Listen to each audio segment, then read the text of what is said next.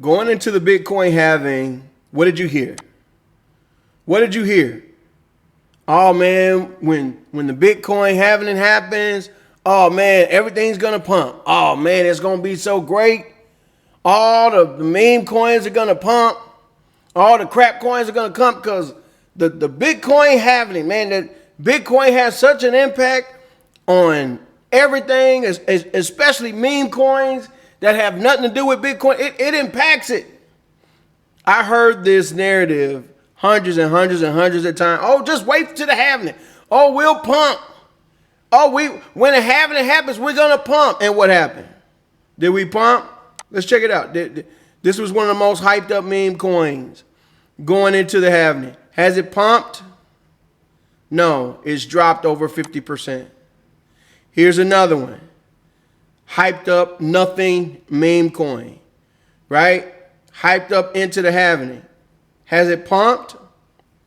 No, down over 50%. Here's another one, down, let me get it right, over 50%. And funny how that happens.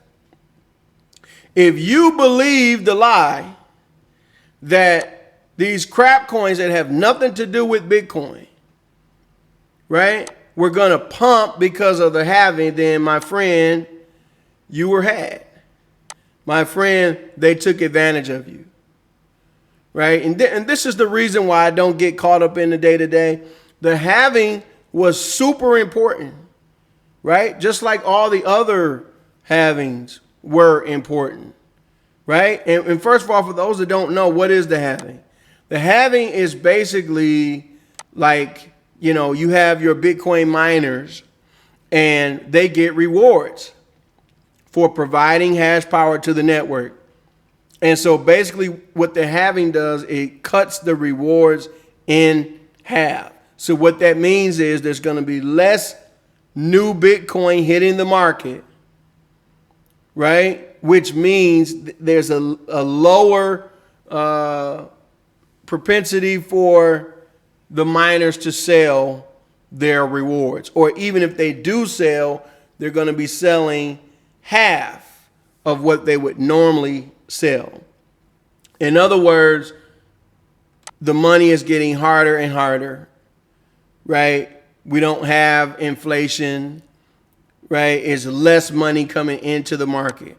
And so if you have the simple math, if you have less money being given to people, even though miners, I wouldn't say it's being given, they've earned it, but still, you give somebody something, if you reduce that, but there's the same amount of participation or even more participation, then it only has one place to go, and that is up. So the meme coins didn't pump.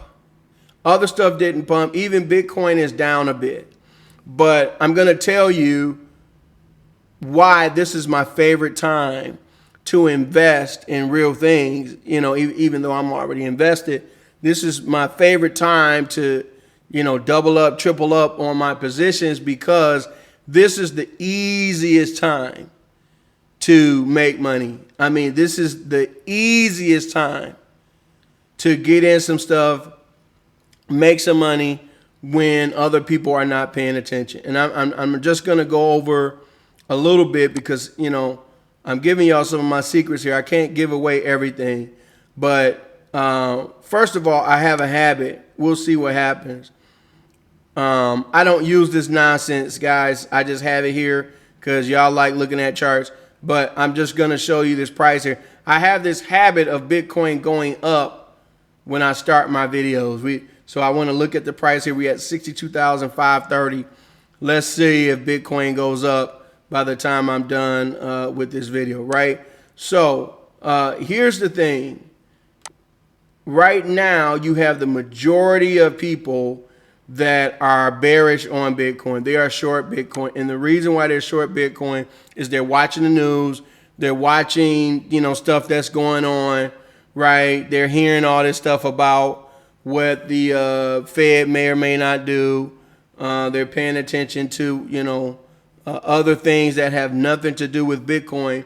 And according to this chart, obviously I can't verify this, but over 50% of people are extremely bearish right now, right? Or bearish and extremely bearish, okay? Like just really think this is going to crash.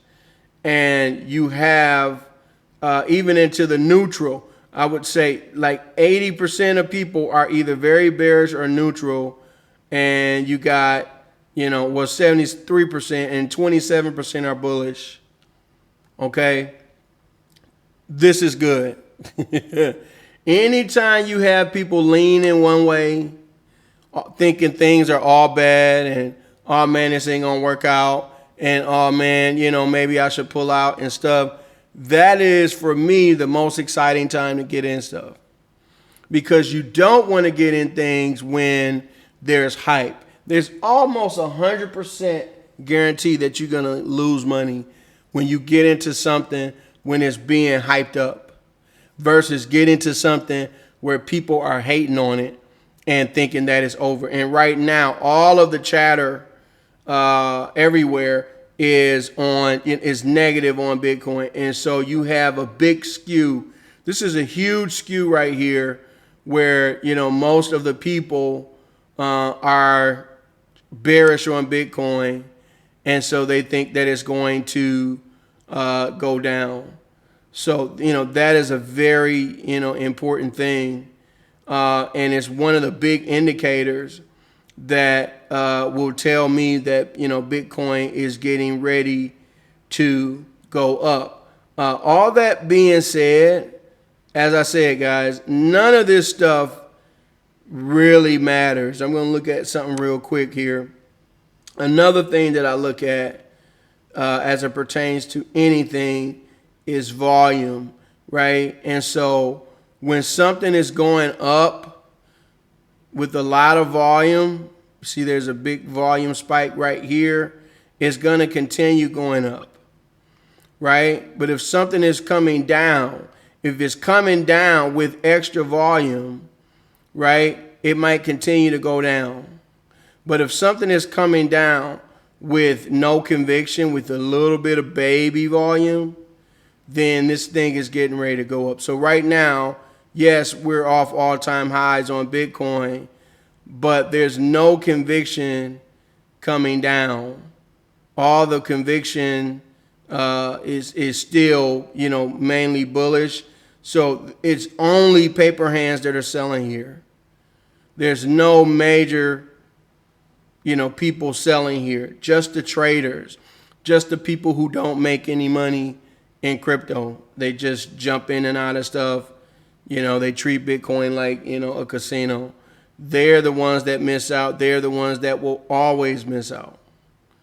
Right? So that's two indications for me now that, okay, you got most of the people who are short. They think it's short. They think things are going down. They think things are bad. Right? And then the volume of, whatever is happening to the downside is no major conviction. Okay?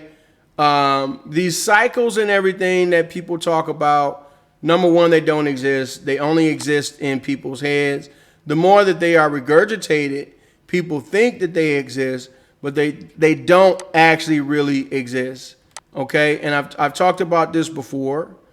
There are only two periods that people need to worry about when it comes to crypto. And these are the two periods. Are governments printing money or not? That's it. That is the only thing that you need to be concerned about. Are governments printing money or not? If governments are printing money, Bitcoin is going to go up. And so what you have to ask yourself, will governments print money, more money or less money over time? Well, does the government have a business? Is the government in a profitable business, or are they in debt? Do they bring in more revenue than, expenditures that they have? Right? Or are they looking for ways to make extra money? So, hiking taxes, different things, right? So as long as there's a deficit, the government will have to print money, right? And so right now, Japan, one of the most important markets, financial markets, not a lot of people pay attention to Japan, but Japan has been not one of the most stagnant economy over the past 20 years. At one time, Japan was considered like a rival with the United States. Like in the 80s and 90s, it was Japan and the United States. That's when the foreign car market really hit the scene, right? And so they were being considered right along with the United States. And ever since then, their economy has been stagnant. So what they've decided to do is print money. The total amount of money circulating in Japan hit a fresh record for the 11th straight month in January. They're printing, okay? Now, the United States, this is, if I'm short Bitcoin, this would scare the socks off of me. And that is, the United States, the past few years, has cut the printing back. Okay? Now I'm going to open this up here. I don't even know what's going to happen. All right. So, they've cut the printing back. Okay? And I'm going to show you what happened when Trump got in office. Basically, he took the rates to zero. Okay, let's open this up some more. Here we go. This is a much better look. See, I remember sitting at the kitchen table, and my granddad was disappointed. My granddad worked at a bank, and my granddad was upset. He was really upset because the bank had just decided to lower the interest rates that they pay on savings accounts to 8%. 8%. Because he wanted to do something, right? And he was literally used to getting 10 to 12% on his savings, as you can see here, right? Before that, you used to be able to get 20% at the bank. So literally, you used to be able to take your money, stick it in the bank and get 20, 14, 12. And here's my granddad complaining that he's only going to get 8%. Look what happens after that. And so what coincides with this? What coincides with the rates going down is the stock market going up. That's really all you need to know. Because why? It's common sense. If I can get 20% at the bank, why am I going to risk my money putting it in the stock market to try to see if some stock will, do something? Right? This is the mind of an average person, right? And average people dominate the sentiment in the market. The smart people are not, the dominant people. The smart people is the 5% that's doing stuff that the other 95 is not doing. That's true for any market. So anytime you see something where everybody is like, yo, this is it, this is the thing, yeah, make it happen, it's trending everywhere, right? And your neighbors start talking about it and all of that, that's the time where you be like, okay, maybe it's time to get out of this. Maybe I'll start thinking about it. But as long as people are hating on something, that's when you know the opportunity is there, right? But anyway, so you see the interest rates have gone down, the stock market has gone up. So as the interest rates have gone down, people are like, well, look, I got this money sitting in the bank. It's not making any interest. I need to find something else to do with my money. And so literally they start looking at, where they can park their money.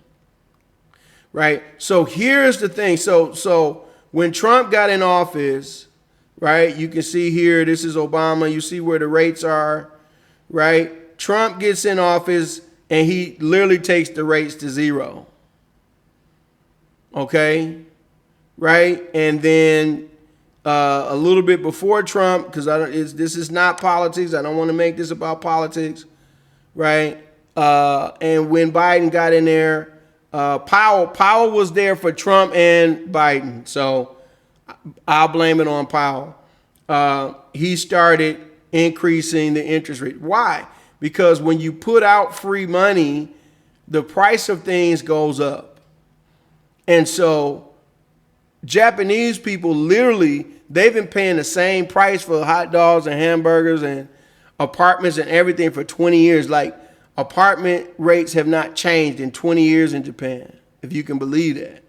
But now that there's increased monetary supply, guess what? Price of stuff is going up, right? So once the Fed flooded the United States, the most important market, with all this money, right?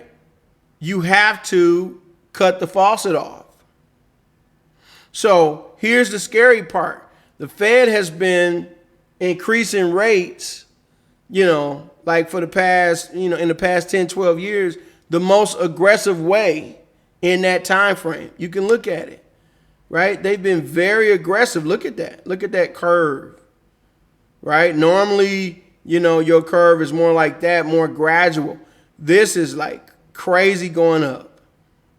So what should have happened is, with interest rates going up, you would think that Bitcoin would go down. The exact opposite has happened. The exact opposite has happened. Bitcoin has gone up while rates have gone up. When they start cutting rates, and they will, Bitcoin's going to fly. Why? Because it's going to be cheaper to get money. What are you talking about, BSG? Well, first of all, you have companies that get loans and stuff like that, so they'll be able to get money cheaper. But primarily what I'm talking about is the real estate market and the housing market. When the rates are cheaper, people tend to take money out of their homes, right? Which is the only thing that they can really depend on. And they take that money out and they invest in other things. So this big old increase that we had in Bitcoin, a lot of that was just free. The rates were zero. Hedge funds could borrow money at 0.25%. So they were literally borrowing billions of dollars at 0.25%. Then we had, the Trump PPP loans, where he was giving billions of dollars to billionaires, to Tom Brady and Kanye West, giving them loans that they didn't have to pay back. So that's when people started spending money on, stupid stuff, and some of that money went into Bitcoin. Those are the only two things that matter, right? In terms of, there's no 4-year cycle, there's none of that. Are they printing money? Yes, Bitcoin goes up. Did they stop printing, or did they slow the printing? Yes. Okay, Bitcoin will go down. But long term, what you have to ask yourself, as I have, is, okay, long term, what business does the Fed have? And the answer is, no, what business, does the government have? And the answer is they don't have one, so they just have to print. Here's the thing, it's just not about the United States, as I've shown you. Every country around the world, for the most part, does business the same way, and they don't have enough revenue to pay their bills. Period. So when they fall short, they have to print. So Bitcoin is the measure of all money printed all around the world. And currently we have 1.2 trillion of valuation in Bitcoin. Now you tell me if that's the correct measure of money printing all around the world. Okay? I can tell you for a fact it is not. So again, I've said this, some people listen, some people don't. Don't get caught up in the okay, these narratives and this is going to be this or whatever. Right? It like globally, it doesn't matter. Sometimes you can have something go against the grain just because, people are hyping it up and they want it to do well. You know what I'm saying? And just on the low level, like the stuff I share with you guys, the Bitcoin halving it doesn't have anything to do with that. These projects are too little for any of that stuff to matter. Right? Even something like a Miro, which is at 100, is that accurate? 146. I thought Miro was close to almost $1 billion. I know they were at like 400 or 500 million at one point. I thought, right? This is too small. The Bitcoin halving did not make this, will not make it go up, did not make it go down. Okay? Same for all the rest of these. Right? What made these things go up was venture capitalists who got in, used their money, pumped up the project, and then dumped on you. Right? And, what a lot of people don't understand is that why a lot of stuff goes up.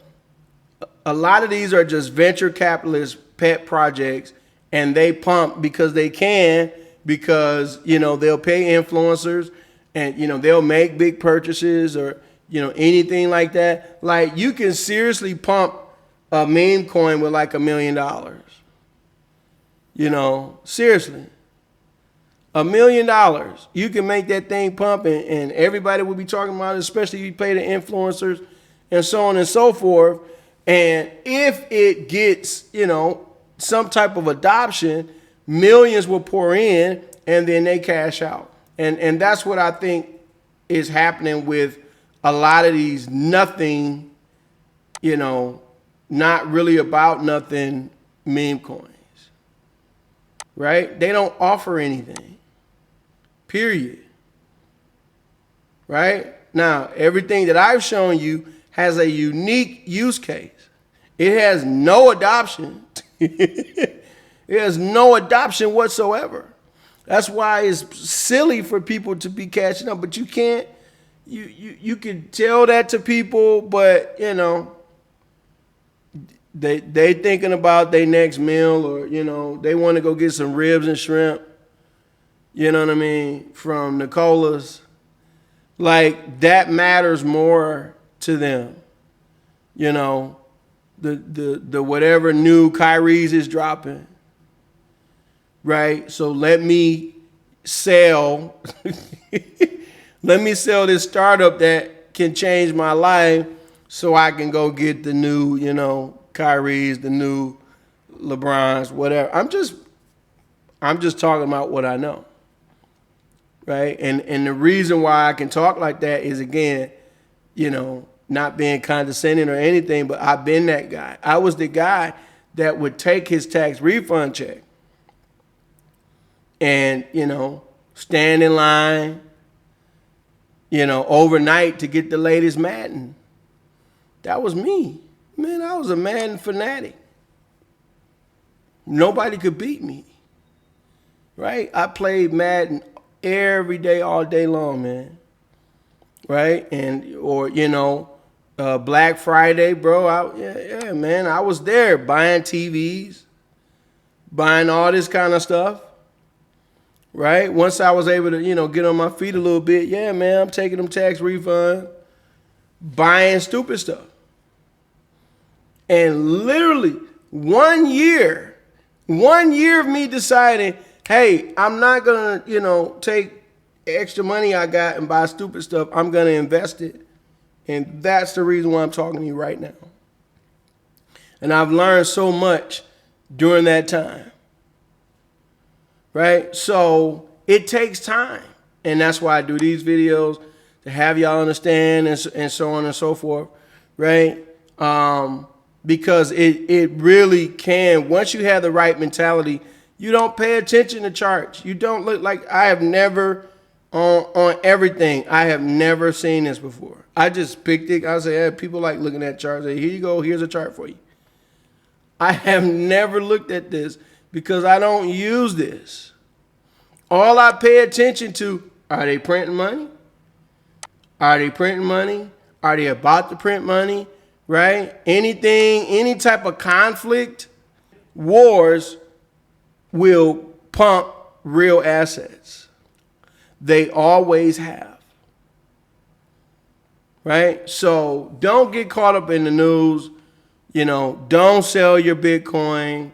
Don't sell your other stuff, you know, because you're worried about something. When you're worried, like people are right now, and the rest of the world is worried, and the rest of the world is bearish, that is the time when you go in heavy.